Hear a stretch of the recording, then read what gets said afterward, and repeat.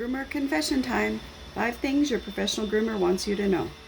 Do not bathe your dog before you bring it in to us. A matted dirty coat has a chance of being saved. A matted clean coat, freshly cleaned, usually does not. Dog hair looks like barbed wire under a microscope. If you scrub all that barbed wire together and it's already matted and you get it squeaky clean, then when it dries and it shrinks up, it has no grease in it, no dirt in it to help any of the hair slip. We have very limited things we can do. Of course, when I was grooming in the 90s, we had WD-40 and Dawn dishwashing soap to get it out. We had slicker brushes. We had mat combs, which are pretty much just razor blades for teeth. We didn't have all the tools and all of the silicone sprays and all the things that they have now. But a clean coat is much, much harder to demat than a dirty coat.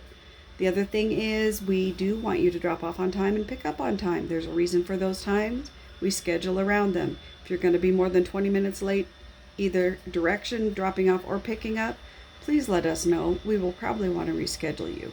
No, you cannot watch me groom your dog. You can watch me groom everybody's dog in town but yours. It is dangerous to have the owner of the dog in there. Yeah, there are exceptions. There are people who do just fine and dogs who do just fine with their owners. But I would much rather do a dog that does not know you and let you watch. You can watch me for a week if you want. You know, when I had my shop, I had people who wanted to know how I treated dogs. I have no problem letting them watch me groom, just so long as it wasn't a dog that was going to bite to see if mommy would save them or try to jump off the table while I had a sharp object in my hand and they had a grooming noose around their neck. No way. Thanks anyway. And no, please don't leave your kids with your dog. I'm not going to babysit while I'm grooming. Let's see, what else? Don't bring in a severely matted dog and ask us to leave the hair long. I am not going to torture your dog. If I can't get the mats out fairly easily without a lot of pain to the dog, it's getting shaved. You're getting a lecture on how to groom. You'll probably get a pamphlet that shows you what to do, what not to do, and what tools you need to use to get the mats out yourself. If you're not willing to brush your dog, I'm not willing to torture your dog. Even if you are willing to brush your dog, I'm still not willing to torture your dog. So if you want your dog to have long hair, you'll need to brush it, and you'll need to brush it frequently.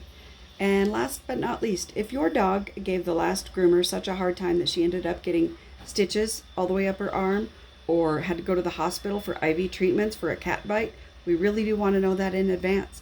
When I say I don't do aggressive dogs, just not telling me your dog is aggressive is not going to help. I'm going to know.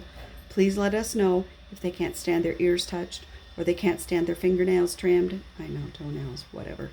If they can't stand to have you stand them on their hind legs because there's a hip or a knee problem, we can work with all of these things, but we need to know them in advance.